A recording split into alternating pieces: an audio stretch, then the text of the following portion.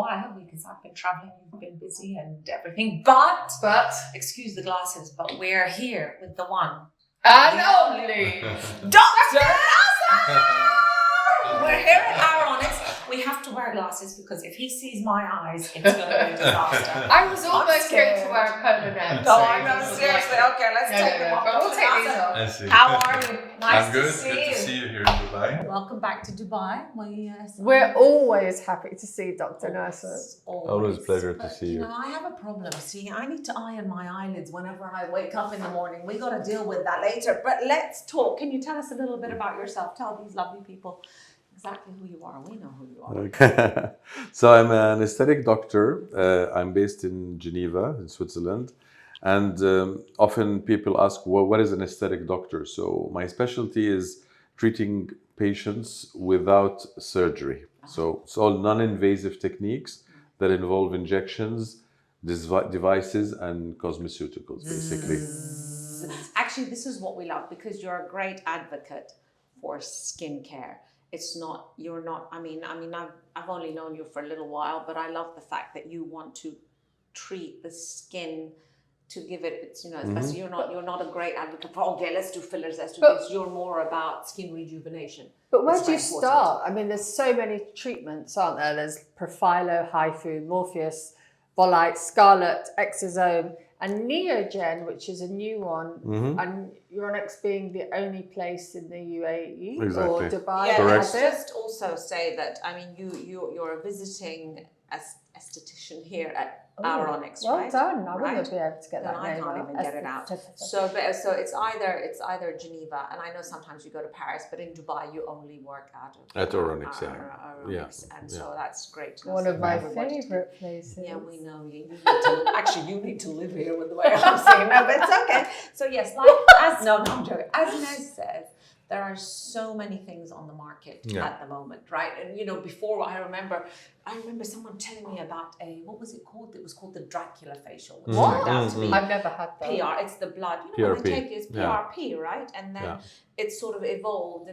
So, what would, in your expertise, what is really the best thing on the market at the moment? Yeah, I would say people often forget that aesthetic medicine, non-invasive techniques, is a fairly new discipline. I mean, if you remember, Botox was put on the market, approved by FDA in the early 2000s. Fillers exist since the 90s, but the way we know them today, since the mid 2000s. So we tend to think that these things have been there forever, but actually surgical techniques are much older. And so there have been many developments in the last few years, and there's a lot of research going on and many new treatments. So to answer your question about treatments, at the beginning, it's true that we had Botox and fillers.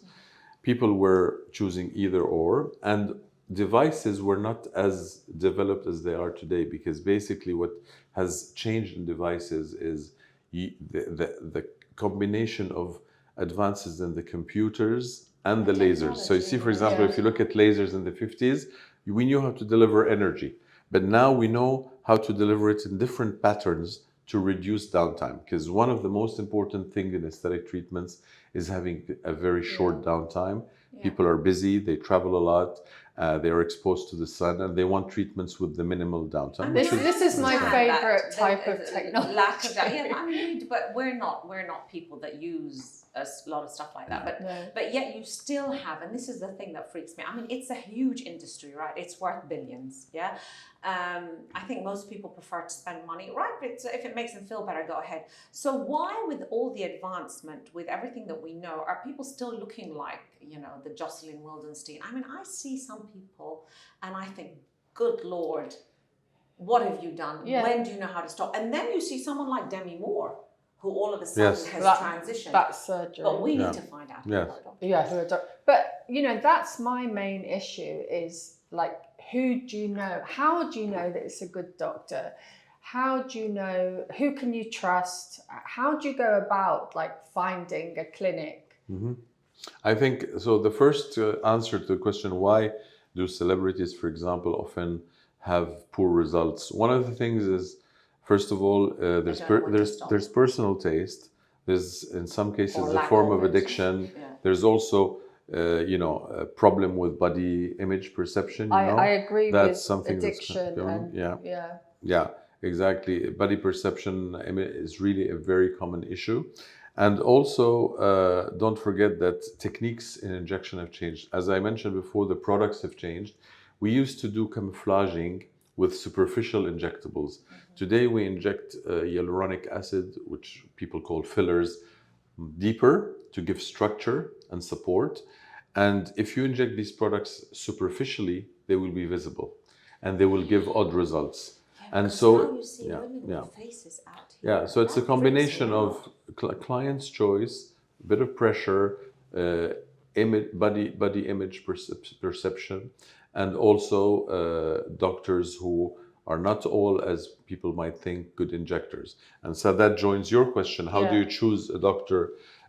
Many criteria. First of all, you have to see if the doctor is involved in trainings. Is he someone like who, you, like myself, properly for example, qualified? So already properly qualified. That goes without saying. But then people, it's true. Apparently, in England, you can be injected by anyone. Oh yeah, I mean, in many Anglo-Saxon countries, nurses are authorized to inject, but they do follow similar trainings as doctors. So that's not an issue. The issue is in countries where they're not allowed, and they're not even allowed to be trained. So, for example, in Switzerland, we cannot train people who are non-doctors.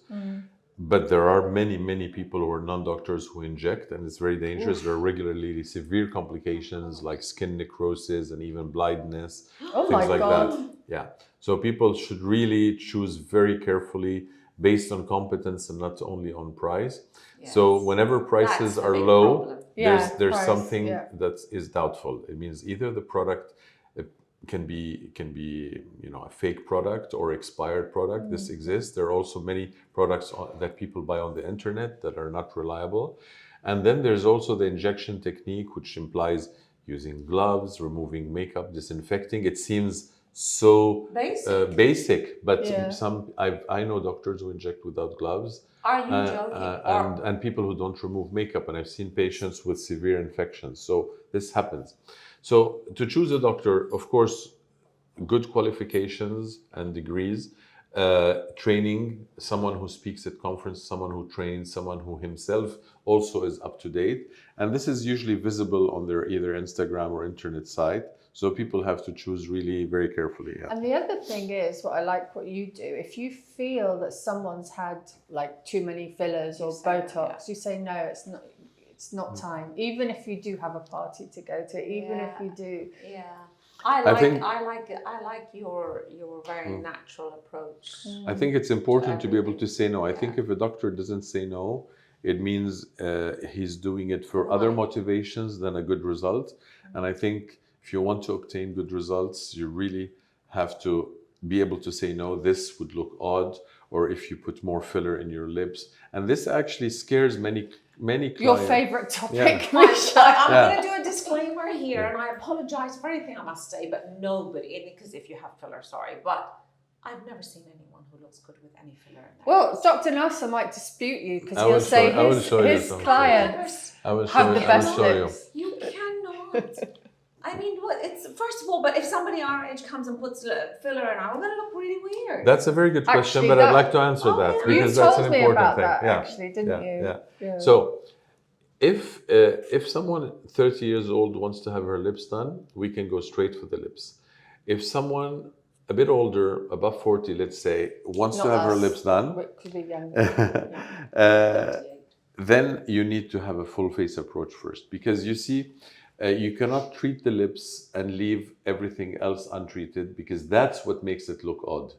You see, if you want it to look natural, it means if there's any sagging, wrinkling, any structural issues around the mouth, like in the chin, the nasolabial folds, you first need to fix that. And what's interesting is when you treat sagging, for example, and jowling and things like that, and you take photos, even if you have not treated the lips will already improve. It's something simple. Just if you go just like that, the corner of your mouth will be lifted, for example. So lips should always be treated within a plan. They should be proportionate to the face.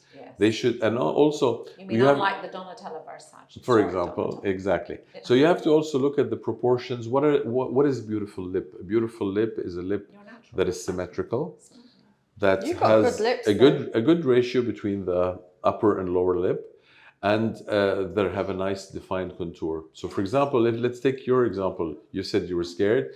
Indeed, I agree with Nez. You have nice lips. Probably the upper lips need a slightly more volume. Doing And then, any touching and of my they will lips, look very so I'm natural in my not hands. doing anything. You know that Let's I would use it as run an a mile. experiment. I would run a mile. Yeah. Also, can I tell you, for me, the big worry is, I think once you start playing, you touch something here, this doesn't look well. You touch something here, you fall out because your face has a natural symmetry. Yeah, right? this is a very good remark. It reminds me of architecture. Yeah. If you want to renovate a house, Yes. to refurbish a house or an apartment, when you do things in a random way, you're not going to get a good result. So you really have to look at the apartment as a whole and have some sort of global approach. Right. And that's where the architect's role is important. In this case, sometimes clients do come to us with specific requests, like, I want my lips, or just the cheekbone, or just the chin. And you really have to have a full approach. Full approach, yeah. A lot of people are now going for straight to surgery. I've noticed a lot of people having lip lifts. So that's the question I want to ask, actually. You can do a lot of, personally, fillers and that not something that I like at all because it scares me. Isn't it better, really, because I have seen so many women all of a But sudden I think that's the problem. So isn't it better just to go for a surgery, or I don't know. Or when So, can I stop you there? When is it when you say, I can't give you any more fillers or Botox or whatever it is, if you really want to improve, go for surgery? So let me give you a few examples. This is an excellent question. I think it's important. Some people have this idea that surgery is something unavoidable. I think today, the way we look at it as doctors is, some clients need the surgical approach because they were Don't look at me. and others don't. But I don't. He looked at you and said some don't. He looked at me and said some do. How is that possible? Yeah. No. So, for example, you were mentioning about the lips. The lip. He's desperate to get hold of that topic. We're not touching it. Lip surgery is for people who have a long white lip here. So this was what we call the white lip. Philtrum or Yeah. something. Yeah, the lines are called the philtrum, but this part, we call it the white lip. So this part, if it's too long, the face, it will not look very proportionate. So sometimes what is done is the surgeon will open here, remove 2-3 millimeters, and then close it. So the scar will be just under the nose, tucked in, and that does produce a bit of a lip flip and a shortening of this white lip. However, that's for specific cases of people who have a long white lip. But you cannot correct with that technique the volume. And the only surgical technique to improve volume would be to put an implant, which obviously is much more aggressive. Don't forget that fillers can be dissolved, and you will only see the results that are unnatural, which it doesn't mean that all fillers are unnatural. It's like everything. Can you explain to me why then some people are honestly, I know people that you used to see them, they were pretty, and now their faces are completely ballooned. Because they have the wrong doctors. Yeah. So first of all, in aesthetics, what do you need? You need an aesthetic eye. You need to know, because there are actually standards for beauty in terms of proportions. Then you need to ask the patient what they like. And that's where sometimes some people like a round face. So for example, in the Middle East, in general, women like fuller faces. We will talk probably in a bit about the Middle Eastern approach. But some cultures like a rounder face. Some people like a slimmer face. So that is, you have to take into account also personal opinion. But for a doctor, he needs to have a good aesthetic eye, understand facial proportions, which is very important. Because don't forget, the result depends a lot on proportion. Let me take an example. Whether you're talking about lips or if we talk about breasts, it has to be in proportion to the to the body, Yes. and the lips in proportion to the face. I agree. And that's what can make something look odd. It's because they're way too big for the physique or for the body of the patient. You know, I mean, some people get into so much detail when it comes to, they get so obsessed with the way they look. It's as if they have too much time. But even their ears. Now I heard about fillers being put in ears. Yes. That's a lot of detail that you must be staring at. So what happens yourself. is women who use very heavy jewelry on their ears tend to develop a lot of sagging in the earlobes. Now, with fillers, what you can correct, you can give back this plump kind of feeling to the. So it's very interesting if the earlobes are flattened and they're very saggy, you can put filler and gives them a plumper. But then surely your ears just be. Yeah. No, he would put it now. Yeah, so you put it's the result. No, this is really something I would say the result is amazing. Because that's not, for example, your case or your case, but I see some women who really have very sagging earlobes, and in some cases they also need surgery because the hole has elongated and it doesn't look longer any. Like you have the hole looks like this. You have the earring hanging here, and then you see the full. So it needs to be corrected surgically. But the earlobe can be made to look a bit more plump with a bit of filler. That's something. Yeah, some people do analyze their face in great detail. Yeah. To go back to one of the earlier questions about how people sometimes make themselves look uglier, they follow some trends, unfortunately, on Instagram. Like, for example, the typical, what they call the Texas jawline. Now, the jawline definition is very requested in the Middle East.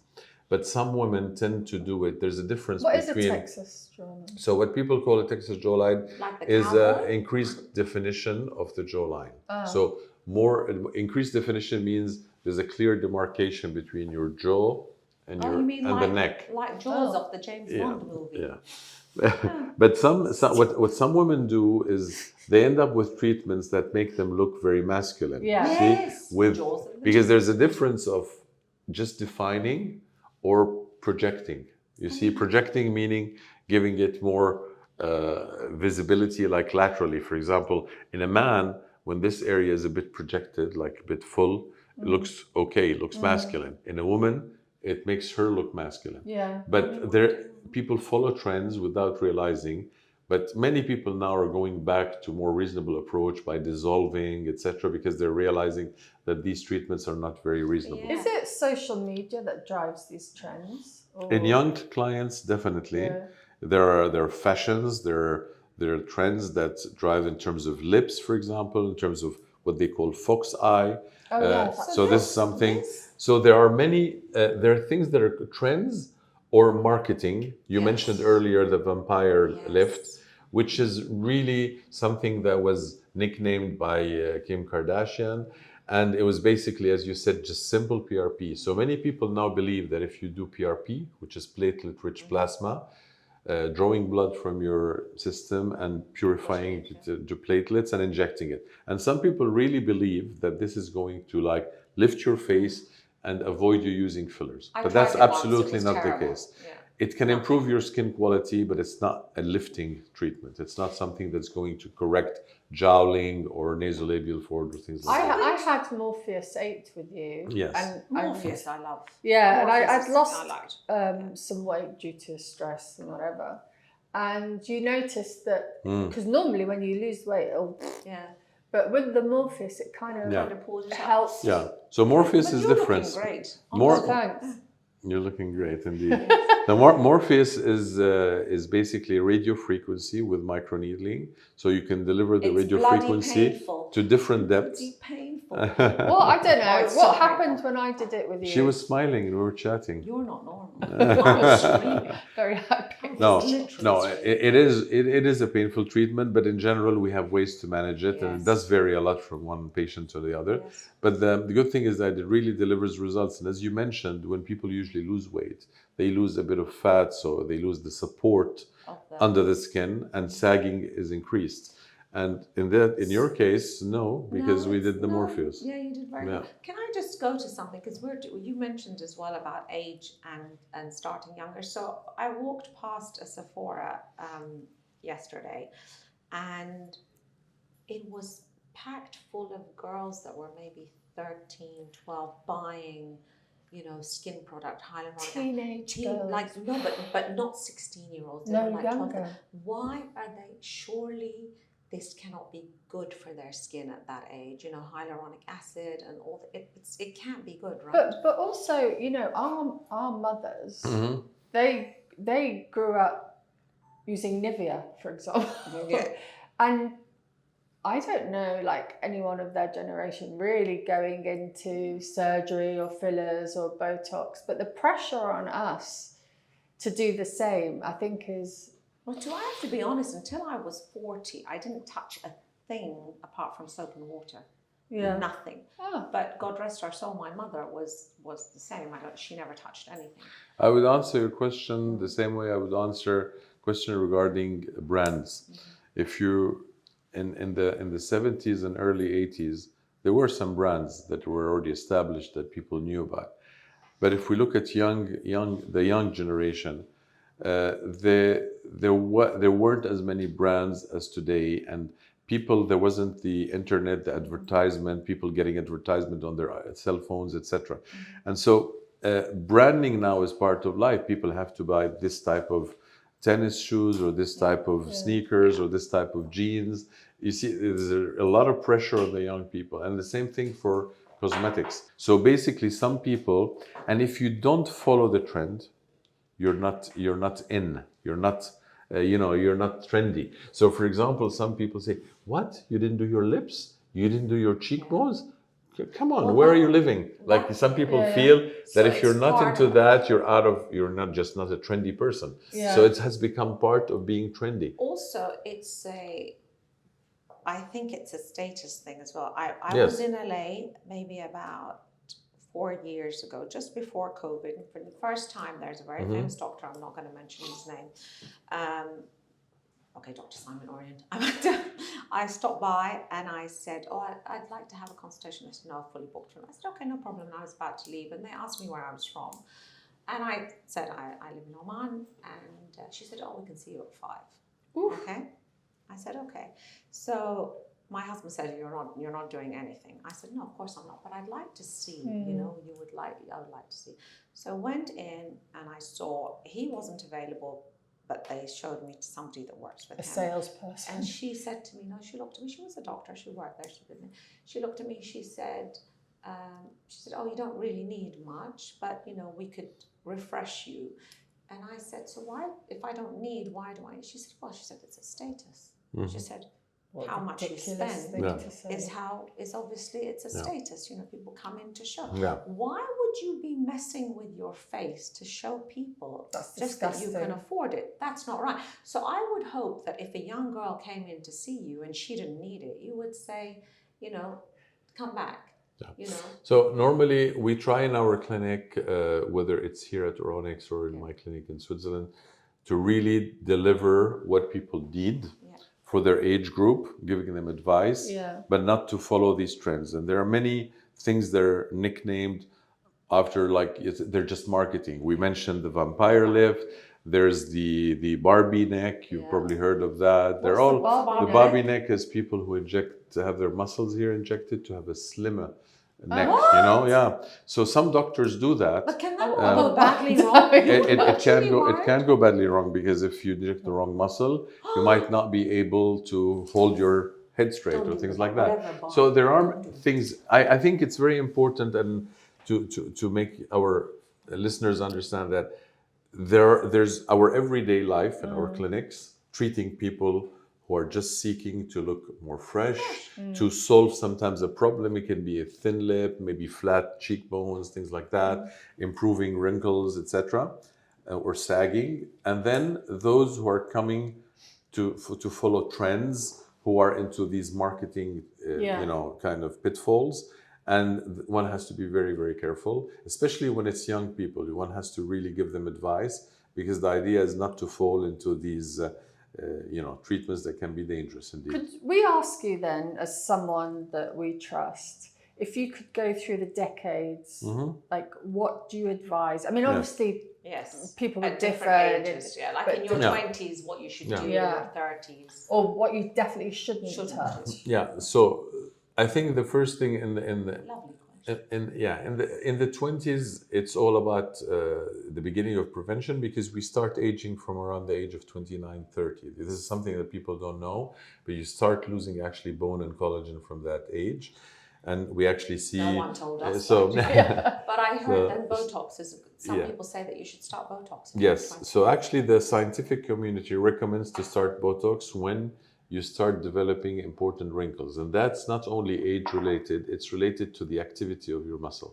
So some people have very, what we call hyperdynamic or hyperactive muscles, which means as soon as they talk or someone talks to them or draws their attention, they will frown or elevate their eyebrows and have wrinkles. And If so, you're Lebanese, you do it in your hands.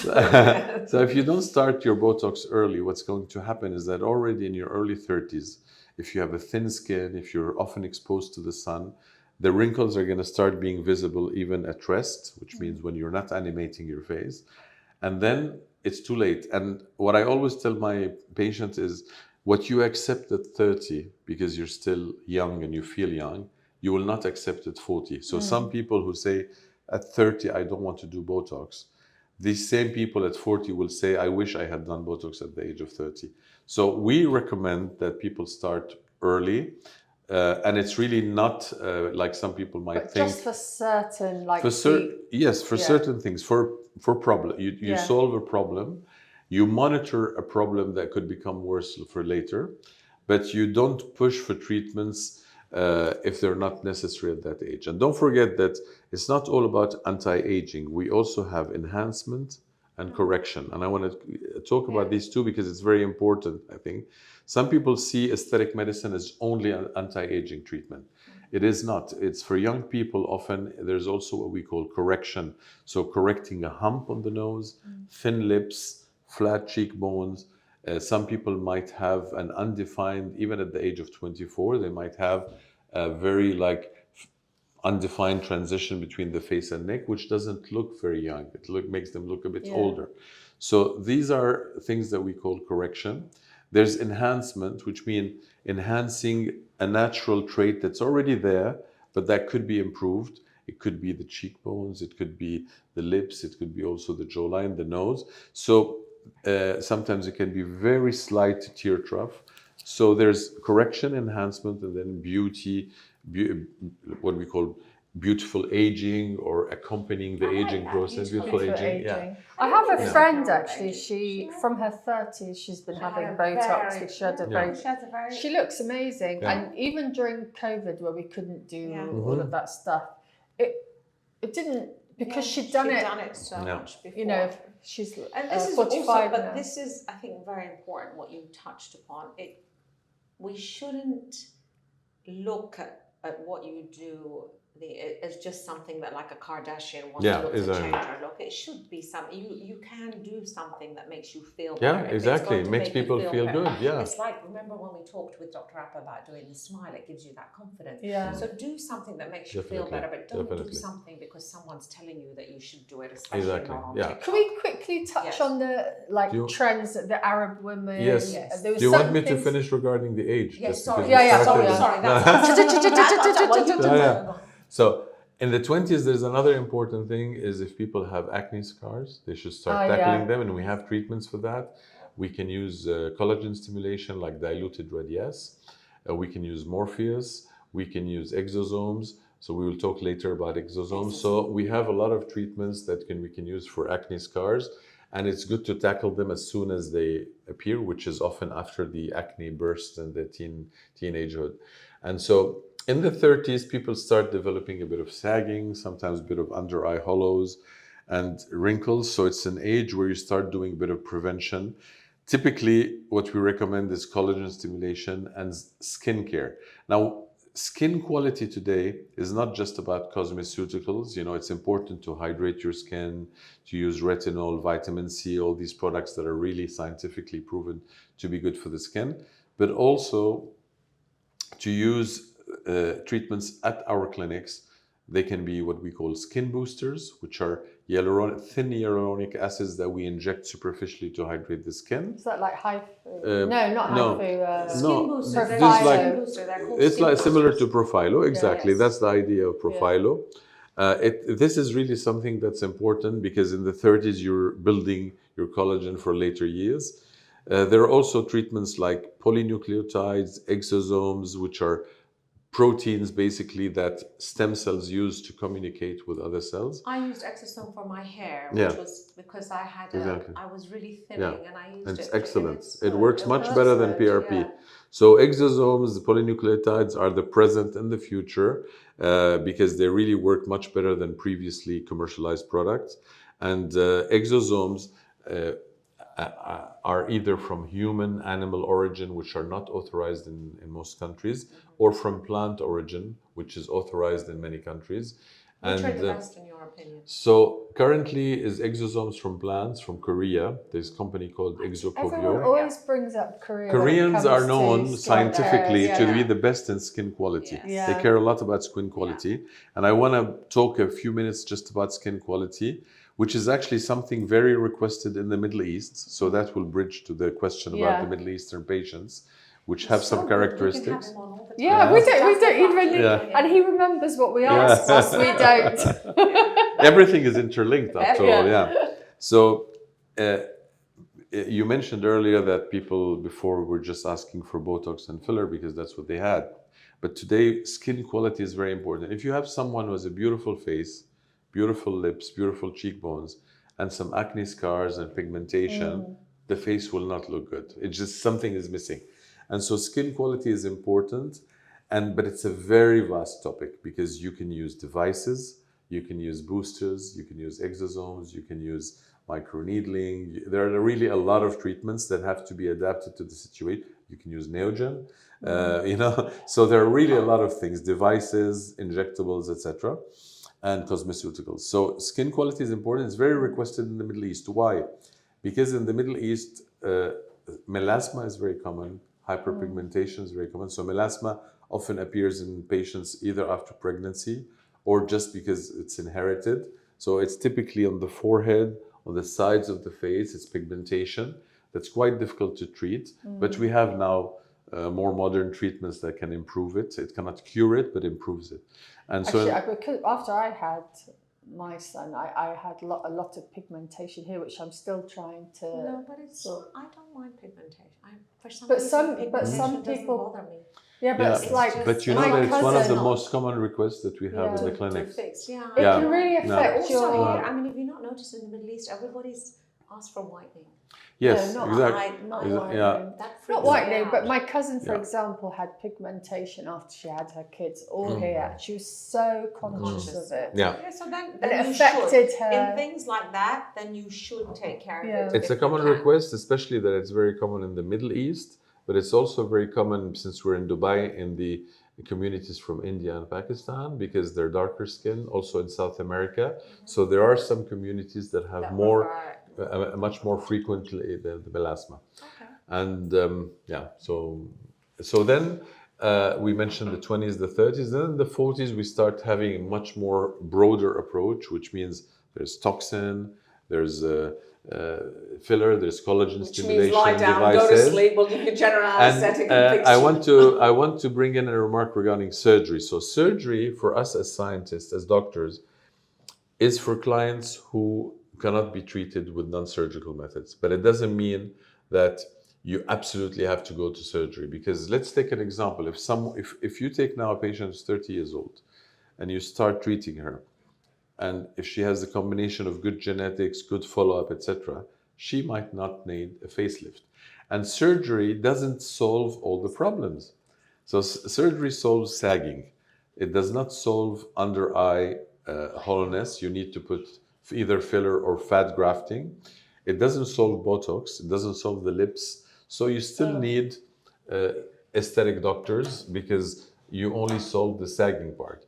And so surgery is not necessarily something that you have to go to, but when we see a client, we will tell her, listen, the sagging that you have here, I don't think I can help you with fillers and devices. I think you need surgery.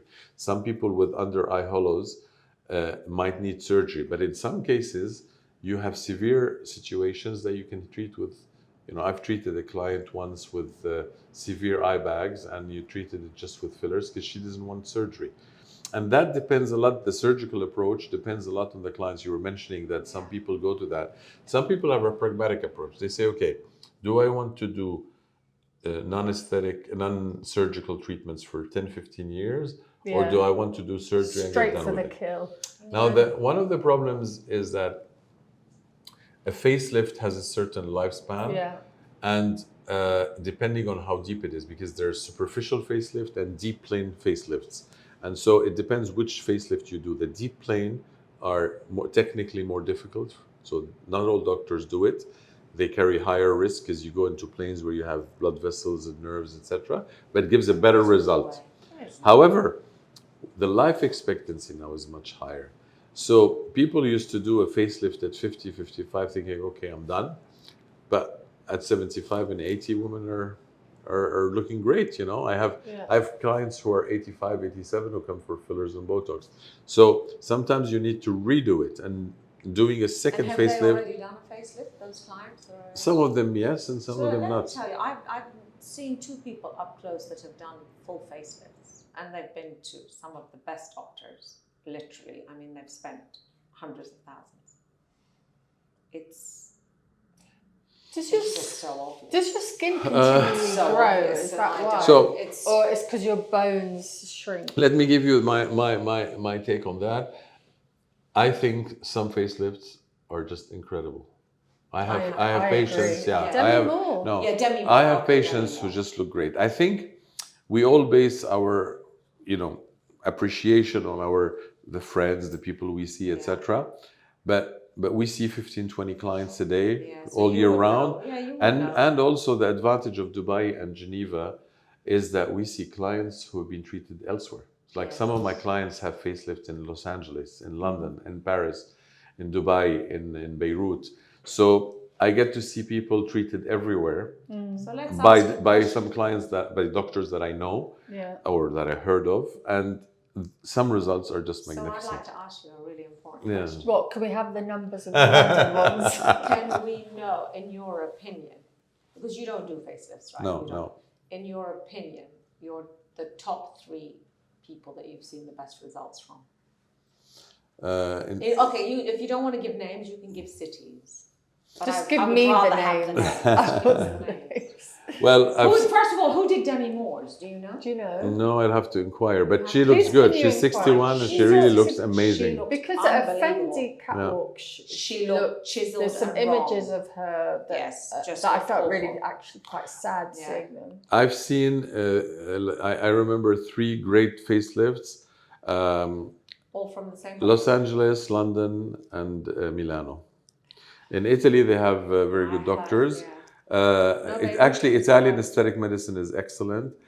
We often think of the US, that many techniques are invented in Europe, and products are often produced in Europe, then approved by the FDA. So actually, Europe, even the Middle East, there are good doctors. The thing is, those who are involved in publication and research are sometimes low-profile doctors. That maybe people don't know them.